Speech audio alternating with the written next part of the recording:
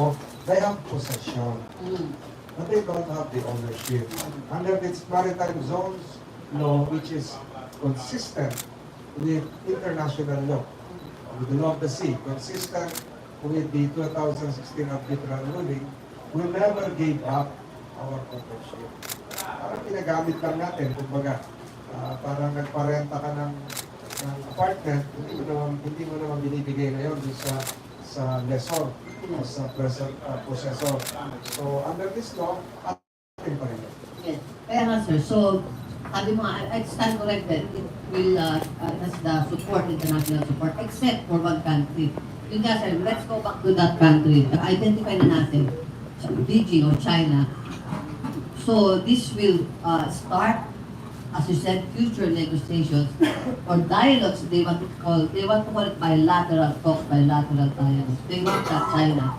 So we can now start that kind of talks, bilateral talks with China on possible compensation or leasing rights. Can speed up, It can be done. They can first they have to acknowledge that they don't own it. Kasi pag sinabi nilang kanila, ba't pa magkipag-usap sa amin yun? Yeah. So, either they pay or they evacuate, transfer to other. Kasi yung mga artificial islands are usually used for marine and scientific research. Yeah. After the research is done, meron na yan meron 500 meters protected zone. After the marine research is done, it has to be restored to its former state.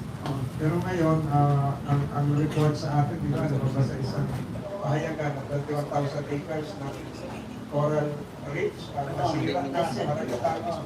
So, malaki lang yung damage na. Sinimento na yun Sinimento na yun, nagkaroon na ng environmental degradation to a point na baka meron ng mga ikalawang na rin yung mga poster. So, it's an artificial island. So, as you announced last Monday, you're gonna, the Senate will investigate this. Does this mean your special committee on Philippine Maritime Zone and Admiralty? You're referring to the cyanide Yes. sa Bali Masinloc. Yeah. I think it was referred to the Committee on Environment of Senator Villar. Bakit hindi solution? Environmental damage. Oh, yeah. Pero dapat meron at least Siguro, baka kasama ko dun sa joint hearing. So it's based on your resolution, you filed the resolution? Yes. I filed the resolution requesting the Senate to conduct an investigation as to the cyanide fishing in the Bahudi Masinloc area. Which has caused severe environmental damage within the area and depleted the fisheries and marine resources of that area as well. Kasi kinakakita ng maya-maya at lapo-lapo yung mga coral reefs, pag nilasun mo yun, wala na. Mga similya, hindi na dadami yung ating isda. Spawning grounds. Pero sir, I'll just let you take your seat. Anong sabi po sa inyo ni Senator Cynthia, how soon she can conduct a public hearing and will there be representatives from Chinese Embassy to be invited? Hindi ko pa huy na-alas din, hindi ko pa siya na So, as a lawyer and as a senator, do you think, and then author of the resolution, would you request the presence of representatives from the Chinese Embassy to shed light on this? We are not yet pointing direct fingers to the culprit. So, siguro subject to investigations. Pero yung Chinese Embassy cannot be compelled to Invited. attend. Oh, yeah. May community yung mga yan. Siguro kung may mga video pages, mga ebidensya kung sino gumawa, ito magsisimula yun. So, unless otherwise there is a formal complaint, nothing can be elevated. I think the President has already instructed the Department of Justice to conduct its own internal investigation. Para Philippine G2G na, Yes, no? meron ng investigation na nangyayari. Hindi ko lang alam kung ano na yung naging resulta relative to this incident na malaki na talaga yung bawal kasi sa napakaraming international conventions sa cyanide fishing. Meron tayong CITES, meron tayong convention on biodiversity, etc. So ang daming violation at kung sino man ang may kagagawa nito, sangayon sa international law, pinagbabayad ng danos. Marami na nangyari nagbayad ng danos. May kaso dati yung US versus Canada, nagbayad ng US, Germany versus Hungary, nagbayad ng Germany. Marami ng mga precedents. Oo. Pero ang problema sa atin, wala pang precedents. Kasi we are just a small country. At ito, we're talking about US, China, and Germany. And a tiny Philippines can ask the Philippines has that kind of power to have this. Tinalo nga natin sila sa arbitral court. Mas mahirap yun. Oo. Mas mahirap yun. Pero yung sa Senate investigation, will you wait for the DOJ internal before your Senate? Nasa chairman na ng Senate Committee Environment kung ano yung next step. So for now, meron na namang complaint ang ating Coast Guard and Philippine Navy that there are now attempts to jam or hack into their system. Kasi they're trying to protect our maritime can this be another case of hindi na ito blue economy, it's not security? Is it covered by this bill of the law, Constitution law? Pasok din yan kasi what are they trying to, why are they trying to hack or jam? Is it because, is it to prevent the entry of Philippine vessels? Is it to disrupt communications between Filipino vessels? Or is it just to intimidate? So if it happens within Philippine territory, we have all the right to complain. So yung nangyaring hacking is similar to the placing of floating barriers na binalik daw ulit. Pareho din lang to prevent, to disrupt, to disorganize, disorient the communication lines between Philippine Coast Guard perhaps and private Philippine vessels. Lahat kasi may radyo na ngayon eh. Yeah. Lahat pero mali yun kasi under international law, dapat hindi mo pinakikialaman yun kasi doon nga na-invento yung salitang SOS. When you're in distress, pwede mong tawagan kahit sino to ask for assistance. Yung mga lingwahe ng mga marino. Yes. With these two separate, hindi lang two, several separate incidents, I think the DFA has accumulated 100 torture already on these various infractions, violations, and other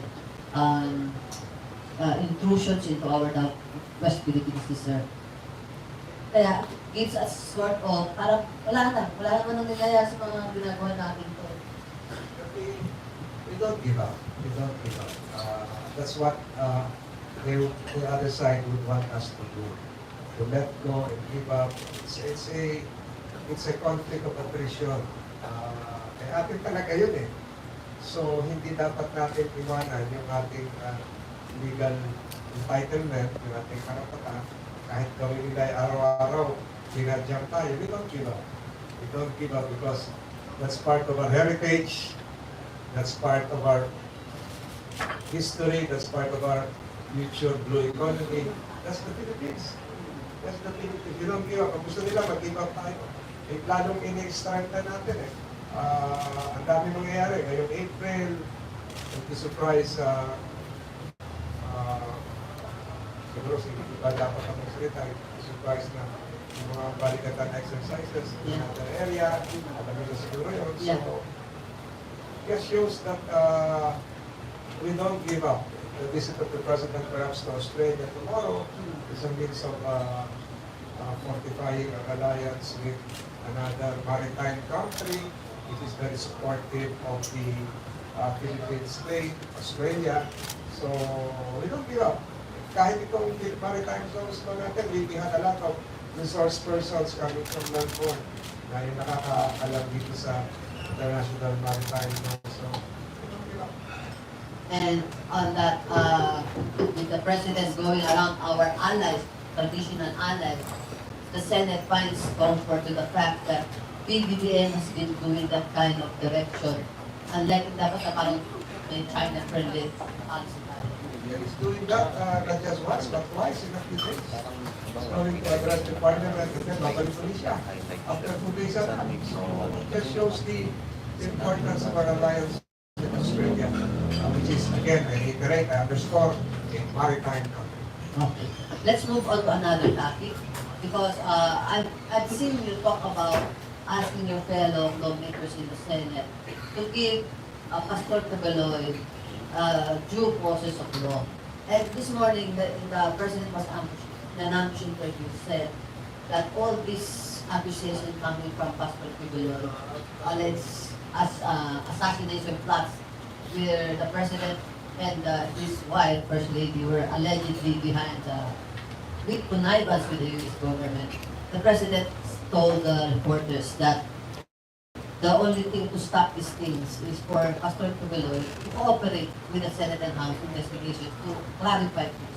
What's your take on that? Hindi ko narinig yun. Siguro yung sinabi ko should be taken in the light of if ever the good pastor would attend, his rights would have to be respected.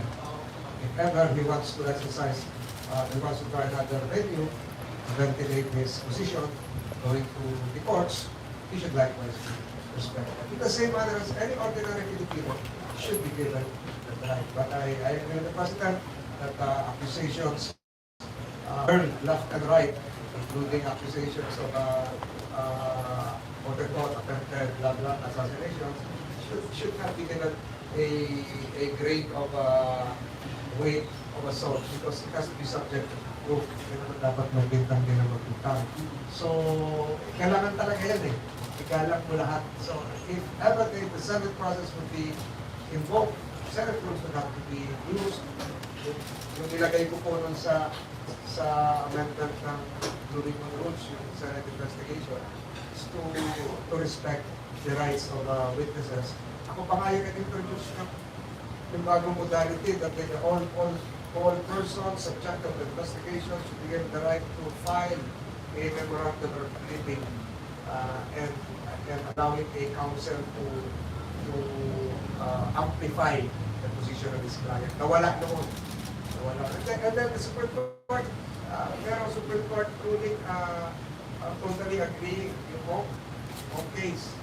Congress decided that the case before you cite a person for contempt, give that person the right to answer and explain why you should not be cited for contempt. Kaya yun yung ginawa namin kahapon, na nagsunod kayo ng investigation yung mga polis na pinagbibintangan doon sa Pantik.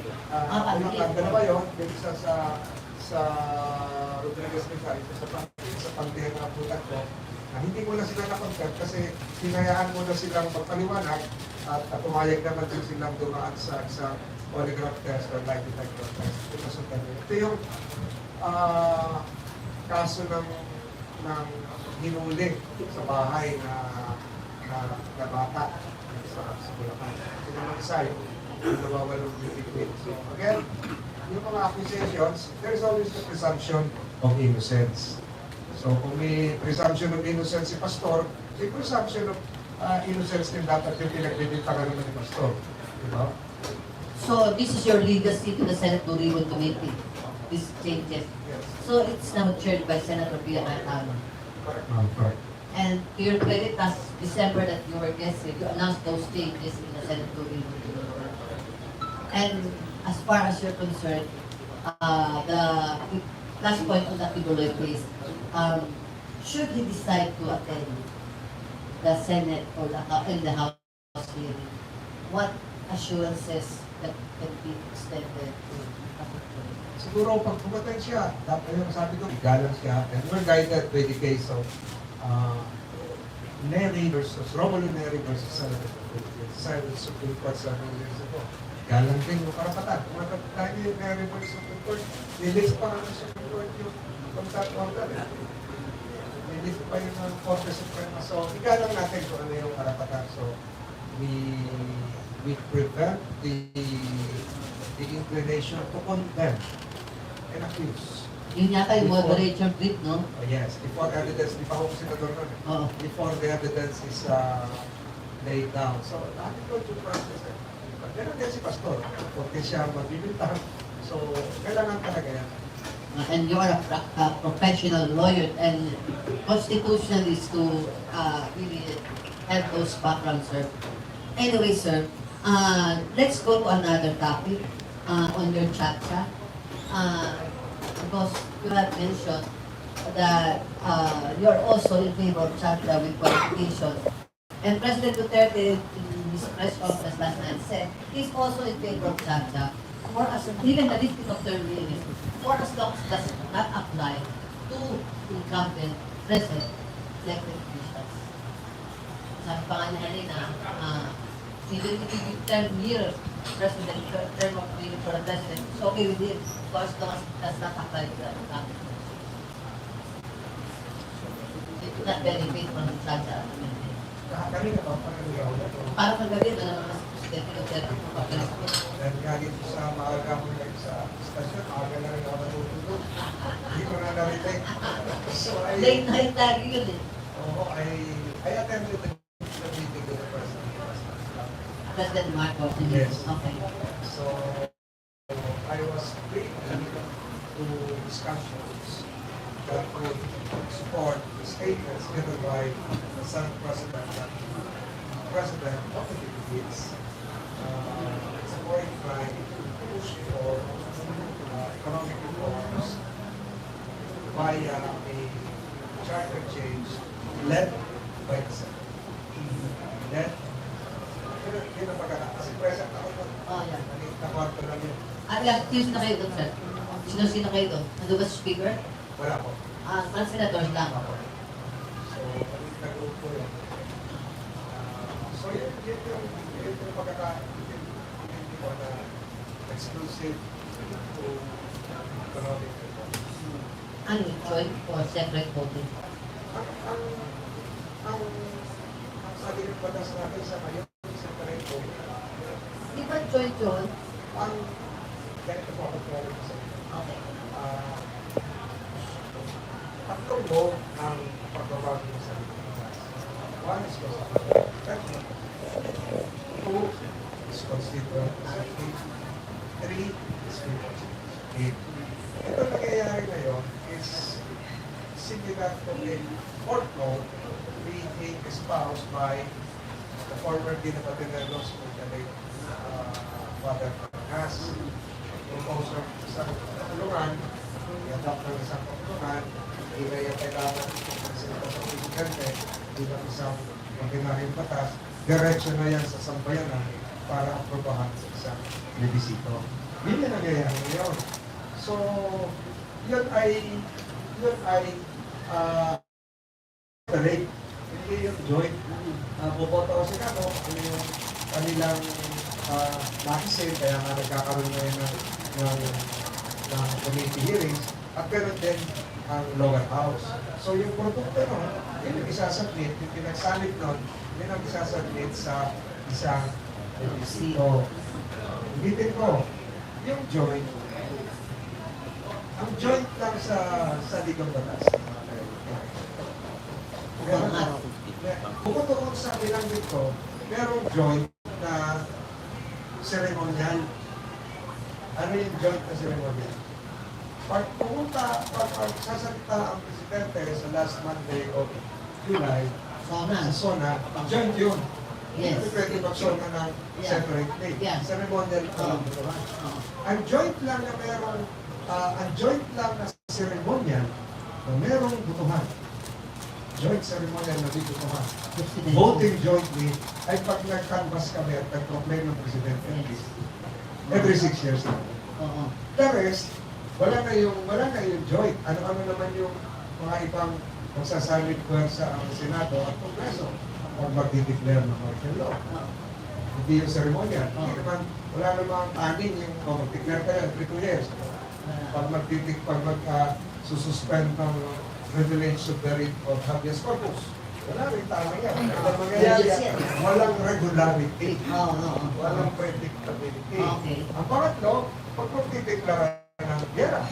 Pag magdideklara ng gera, hindi mo sinasabi, every 10 years, magdideklara ng gera. Pero yung dalawang sinabi ko, yun yung constitutional time frame.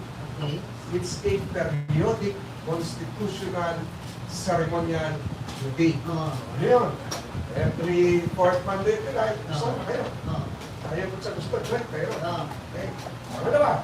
Every 6 years, you have to pass and proclaim the next president and vice president of the Philippines. Join. Hindi ko pwede magtutuwa. Konsulta namin iba. Isa na, gusto ka nun. Ayun ang maliwanag siguro ngayon sa ating joint and separate. Oo, yan. So, doon yung papasok na yun sa medicine. Ay, yung sa atcha. Yung sa chacha ngayon, yung sa fourth board. Magkaiba na yun. O, saan mo ikaklaro yun? Sa not regular, not, you know. That is the Senate acting as a constituent body, and the same is true for the lower house. Diba tinawag na nga nila constituent Senate Assembly. So, we're trying to produce a moniker or a constitutional name for this fourth mode. Constitutionally? Name. Name, okay. For this fourth mode. Pero kung ako yung tatanungin dyan, isa lang naman ako, to highlight the ceremonial duties, Oh, yeah. and to highlight the importance of this. Kaya ng impeachment, dapat naka-robe yung constituent body. Okay. Kasi ang aaprobahan nila sa legal batas. Yeah. Dapat different from an ordinary Pag-voting na yan, pag-voting na. Correct. Hindi pa yung deliberation. Kasi it's solemn.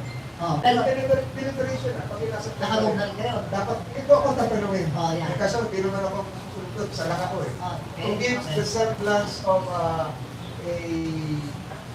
upscale constitutional solemn function. Ganito kakalaga to. Kaya nung pag umattend ka ng kasal, di ba solemn? Parang Yes, talaga yes, ka. yes, yes. O ngayon, hindi ko na halaga talaga yung pagpunta rito. Yeah. So yung first to win, di ba?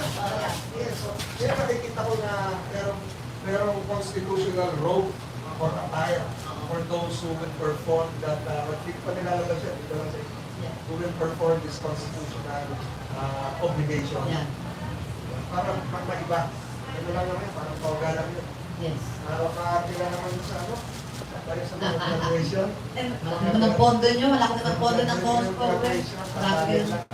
Marami kayo confidential intelligence pa kahit ngayon. So, yun lang po masasabi ko. Pero maganda nga po sir, yung court mo na itong tagal-tagal. Pero, is the set na yung sinasabi niyo sa resolution na resolution of houses provided, unless otherwise provided by law. Yung ba yun sir? Are you talking about that kind of... Dalawa yung resolution. Sa Senate, resolution of what houses number 6, sa House number 7. Kung nakaiba doon sa number 6 at number 7, yung sa number 7, excited sila sa voting separately. Oo. Dito na yun. Sa House yan, di ba? The same goal of proposing changes to the economic policy. So, ato na pinaka magandang compromise. Did you talk this with the President, yung ganyang idea, na yung, yan, yung hindi regular, yung hindi ceremonial, ay, if you will conduct it, business through the I think ceremony. that's the direction. Umaga kami mag-perform ng constitutional duties, hapon yung Session. regular. And what did the President think about it? Ay, hindi ko pa sinasabi. Dito ko lang sinabi sa kapihan yun, parang meron tayong bagong pag-usapan. Pero yung Para sa House of Lords, sa House of Yes, Lords. yes, that's a good idea. Pero yung ceremony, yung sinabi mo kay kasabay kay Presidente, para wala nang away ang Senate at House, ganun na lang yung sa ceremonial natin gawin, yung para voting separately. Kasi sabi niya, Senate will be. So the Senate sentiments will prevail. Sabi ni Presidente. So I assume, okay ka Presidente ganun. Dito, kahit Secretary, former Chief Justice, President, Okay? alam niya, Ilang kayo senador, sir? yung matandaan ko, 10 siya. Yung isa signing ko, wala lang sa speaker. Wala. Okay. Open conflict. Hindi, okay lang yun, sir. Lahat na sinasabi mo dito nakakatotoo. Whatever you say. Ngayon, mali tayo, na Ba't mo, di ba, nung last December yun, sabi mo, before Holy Week, Kaya magpapasok. sinabi ko noon yung don't spoil our Christmas. I mentioned, obviously as I mentioned that 3 months before the caravan. Ano ba? Christmas caravan sa West Philippines. Oo nga pala. Ako, nalimutan nila ako ng computer. Nag-build sila. Anyway, another issue that I would like to get with you soon. Yung, right now, the LP has announced a potential candidate for that is former Senator De Lima, Kiko Pangilinan, Choclo, and Pampino. The three are comeback senators. Sa PDP, si Ayon na tanong ko na, hindi pa niya ma-sure kung kasi told us it's being treated as a opposition. Ayun yung Senator Ayon Marcos.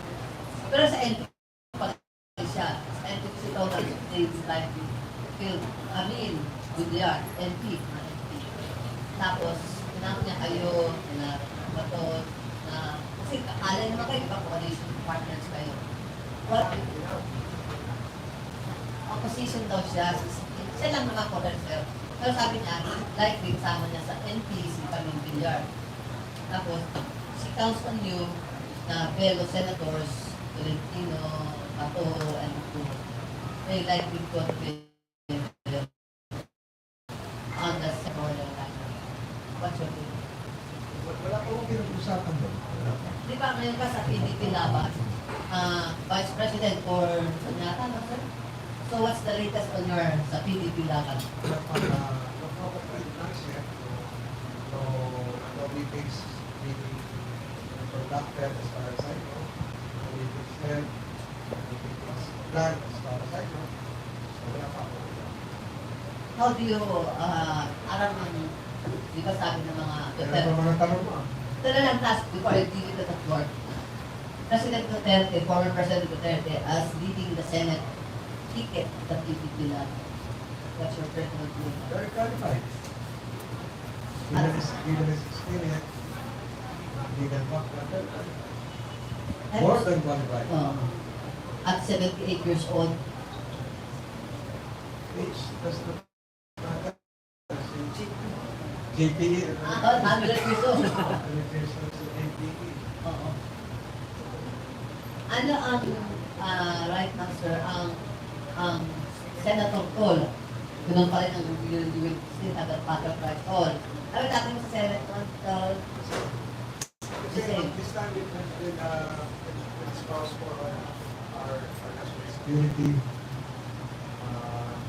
given continuing threats, receiving the nation, and the importance of producing landmark legislation that goes back a future generation of hindi lang pagmadadala siguro. So, hindi pa rin gagawin ito. Hindi ka natatakot na ma-abolish sa Senate sa Chacha? Ano to?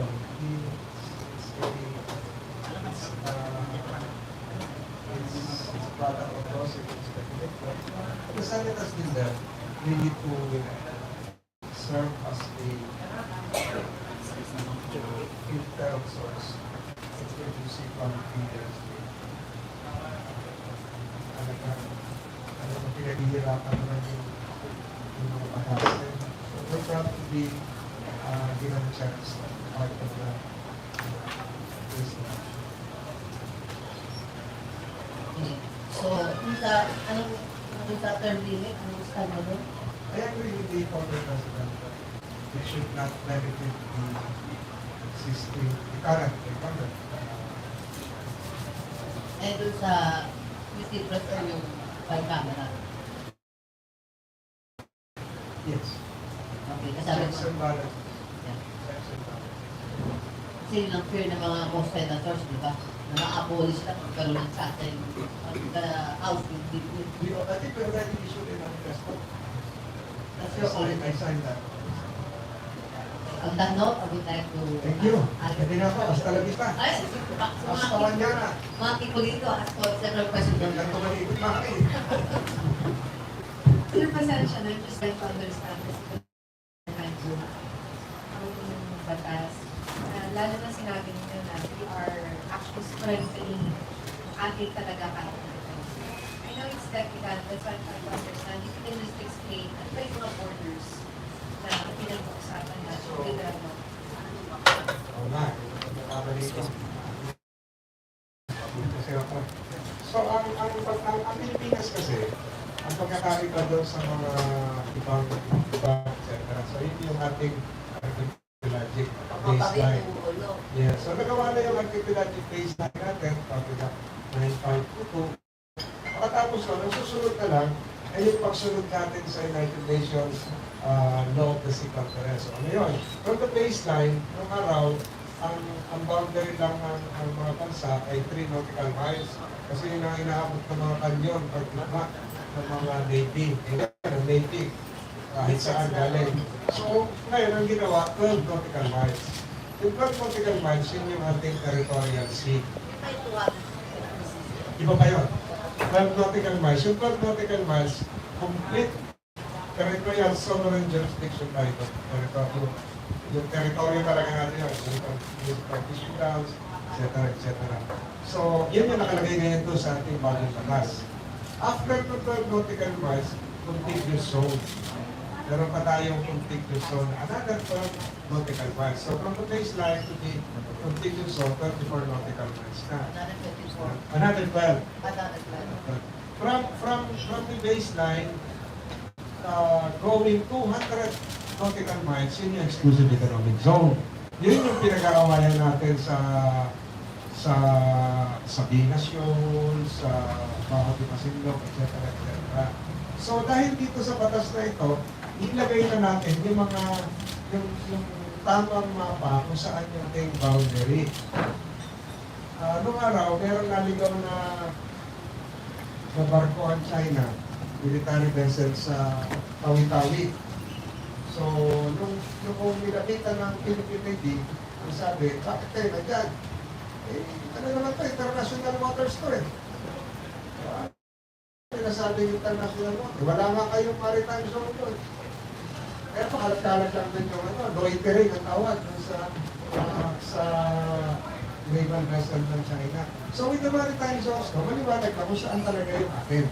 So, ano yung pwedeng mangyari sa exclusive economic zone? Pwede tayo mag-explore, exploit ng ating natural resources. Pwede tayo mag-conduct ng scientific research. Pwede tayo mag-establish ng artificial islands. Pwede tayong mag-isda. Atin yun. Kaya tinatabi tayo doon sa Baho de Masinloc. So, yung maritime zones ay nagbibigay sa atin ng karagdagang kapatan. Dahil talaga tayong malinaw na titulo kung hanggang saan yung boundary natin. At ito ay kinikilala at kikilalanin ang international community. Pero na naman, kung meron magkakaroon ng overlap kung sa isang bansa na meron din ganung maritime zone, pag-uusap, merong provision ng full clause kung saan pwedeng magkaroon ng usapan para maayos yung overlap. Saan magkakaroon ng overlap ito? Siguro kung sa bantang papuntang Taiwan, yung kanilang 200 nautical miles, exclusive economic zone, ay babangga sa atin. So mag-uusap yung dalawang bansa kung saan yung boundary. Yung nangyarong proseso doon. Taiwan lang na. Taiwan, siguro ito papunta ng, yung Indonesia nagkapirmahan na doon. Ano naman to sa South Blue? Ayos na yun. Nag-overlap din tayo? May overlap tayo ng contact. May overlap din sila. Nagkasundo na rin. So, May maritime border agreement tayo. yes, napirmahan na yun itong, kung hindi ako nagkakamali, mga nakaraang ilang buwan lang na nakakalipas. So, di ba nga gano'n, merong procedure, merong mechanism kung saan mag-usap tayo. May boundary. May maritime zone lang namin ha. O nasa yung maritime zone lang. Ito sige, tingnan natin kung saan. Kasi may mga coordinates na yun. Mga nalaki ng coordinates, pag sa survey ng RIA, etc. etc. So, mag-uusap. Dito kayo. Pag ganitong araw, kami naman ang i-insta dyan. Kasi i-mechanism pa. Pero sa East-West, wala tayong problema. Sa talampas ng Pilipinas, halos wala kasi malayo na yun. Pacific Ocean yun. Papunta na Los Angeles yun. No, tapos South China Sea, wala na, di ba? South China Sea, ito na nga, pinag-claim naman itong Mahitas Line. Oo, pero wala hanggang 200 din naman. Wala. Expected that tayo 200. Saan pala yun? Malaking bag.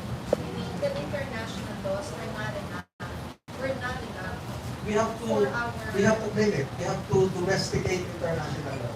We have to produce our own domestic law. And for the first time, ngayon lang nangyari ito.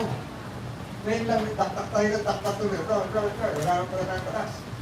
Natapos na natin ng notice. Tama yung sinabi mo, taktak ng taktak ko dapat. Maki? Thank you. Okay. Hi, Sir. Bernard Connecticut. Sir, Ilaw kasi. Sir, what if may mga bansa na hindi kilalanin itong maritime zone law ng Pilipinas? Ano magiging hapa ng gobyerno? I doubt kasi alas lahat, signatories na maritime zone law. Signatories na sila. Wala akong nakikita hindi kikilala. Siguro, dagdag man lang ng China, pero lahat kikilala. Then, yung next step natin dyan, yung ASL, yung articulated ceilings, na hopefully may pasakurin ngayon bago mag... Another law? Yes. How do you call it, sir? Articulated ceilings. Ito naman yung daanan. 8. Archipelagic sea lanes. Sila, 8. Tatlo lang po. Tatlo lang. So, ito yung daanan ng mga barko na papasok sa archipelagic waters natin. At internal na yan. Sa loob ng archipelagic. Ito yung from end to end. Halimbawa, galing sa EEC ng isang lugar. Puro dagat talaga tayo kasi puro seaman tayo, puro mga isla tayo, puro palaistaan tayo. Puro ano talaga, yun tayo blessed tungkol sa dagat. Pero tatlo lang. Tatlo lang kasi for national security resource, tatlo lang yung pwede natin padaanan. Napakalaki ng dagat natin eh. Hindi naman natin pwede ibigay lahat yung daanan. Parang navigation din yung internally. Yes, kasi dadaanan sa malapit sa Leyte, malapit sa Cebu Strait, Yun lang pwede sila dumaan. Balintang Channel, doon sa... Ano mangyayari kung nataas sila? Meron pa sila. Wala. Without navigation lang. Kaya ang ibig sabihin, doon kaya at madali natin mamonitor kung merong ships in distress, kung merong kalamidad, kung merong kahit yung mga barkong pandigma ng ibang bansa na po point to point, mapomonitor natin. Meron tayong anti-nuclear eh. Hindi sila pwedeng pumasok pag nuclear power sila. Kasama rin yun sa magiging bahagi nila. Oo. Pati yung mga submarino. Iba din. May rights of passing sila. Meron talaga. So, how many cities do we have? Isa ngayon ay nung MLDA ako ang tawag sa violation swerving. Swerving talaga na yun. Pero how many cities? Sabi ko, tatlo lang bibigyan natin. How many ba? Tatlo lang. Pero I mean, totally sa Philippines, how many cities do we have? Ang huling report sa amin ng Coast Guard ko, meron tayong utilizable na 11 cities. Okay. Pero hindi naman natin bibigay lahat yun. Tatlo lang. Tama na tatlo. Kasi minsan, Saan ang point of entry nila? South to north to south? merong east to west, merong south to north. Okay, sa tatlo na yun. Sabi natin ako ba? May follow ka? Sige. Sir, kay Sports na lang. Dito sa dialogue ng IBC 13. Yung confirm ko lang po, so whether decision ni Kuloy na pumunta rin hindi, the Congress should respect his decision. Bahala siya mag-avail ng legal remedy niya. Bahala siya mag-avail ng legal remedy. I can answer for it. Bahala siya mag-avail ng... Did ko below endorse your senatorial Kasama. Kasi pinipili lang daw niya yung endorse niya. Ganon? Salamat. Saan ba? Salamat. Halos lahat na malatanong kilig. Kasi mabait ako. Sen, what if sabihin Kuloy ng virtual siya?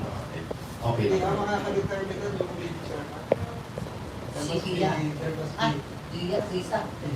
There must be a valid reason enough to go virtual.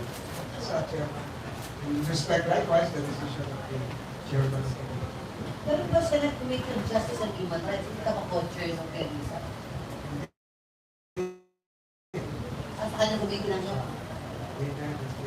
Pero just in case na virtual na, counted naman yung tinong siya kakatanong one kasi hindi siya physically dumalo.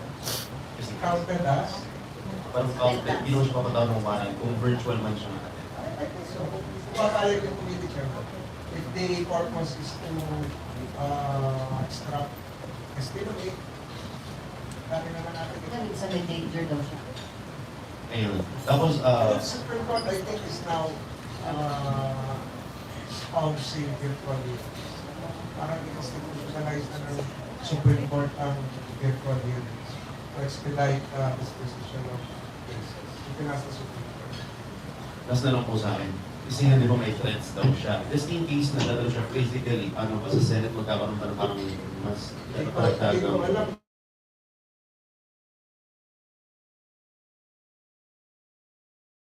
Yung trends, has always been stable for resource persons.